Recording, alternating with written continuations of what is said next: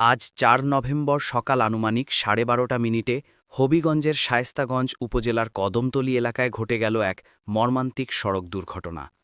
মুখোমুখি সংঘর্ষে লিপ্ত হয় রয়্যাল কোচ ও হেনা পরিবহনের দুটি বাস।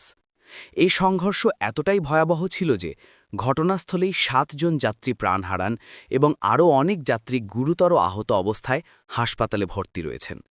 প্রত্যক্ষদর্শীদের ভাষ্যমতে একটি বাস অতিরিক্ত গতিতে ওভারটেক করার চেষ্টা করছিল। অন্যদিকে আসা আরেকটি বাস নিয়ন্ত্রণ হারিয়ে সামনের দিকে চলে আসে। এক মুহূর্তেই ঘটে ভয়াল সংঘর্ষ। বাস দুটির সামনের অংশ সম্পূর্ণভাবে দুমড়ে মুচড়ে যায়। ঘটনার তীব্রতায় যাত্রীরা ছিটকে পড়ে। কারোর হাত পা বিচ্ছিন্ন হয়ে যায়, অনেকের মাথা ও শরীরের বিভিন্ন অংশ মারাত্মকভাবে ক্ষতবিক্ষত হয়। দুর্ঘটনার খবর ছড়িয়ে পড়তেই স্থানীয় মানুষ ছুটে আসেন ঘটনাস্থলে।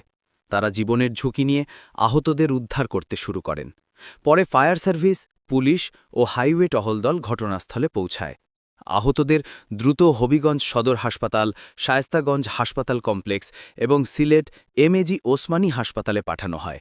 হাসপাতাল সূত্রে জানা যায়, অনেকের মাথায় গভীর আঘাত লেগেছে, অনেকে হাত পা হারিয়েছেন, কারোর দেহের একাধিক অঙ্গ ঝলসে গেছে।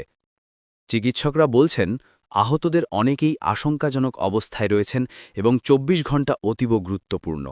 শোকের ছায়া নেমে এসেছে পুরো এলাকায়। এই দুর্ঘটনা শুধু কয়েকটি পরিবারকে নয়, পুরো সমাজকে কাঁদিয়েছে। সড়ক দুর্ঘটনার হার দিন দিন বাড়ছে। অতিরিক্ত গতি, চালকদের অসতর্কতা এবং যাত্রীদের সচেতনতার অভাব মিলে এমন মর্মান্তিক পরিণতি ডেকে আনছে।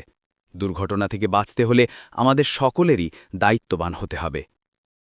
আমি এই ভয়াবহ দুর্ঘটনায় নিহতদের আত্মার শান্তি কামনা করছি এবং আহতদের দ্রুত সুস্থতা কামনা করি। একটাই প্রত্যাশা, সড়কে আর যেন কোনো মা বাবা, ভাই বোন বা সন্তানকে হারাতে না হয়। সচেতন হন, নিরাপদে চলুন।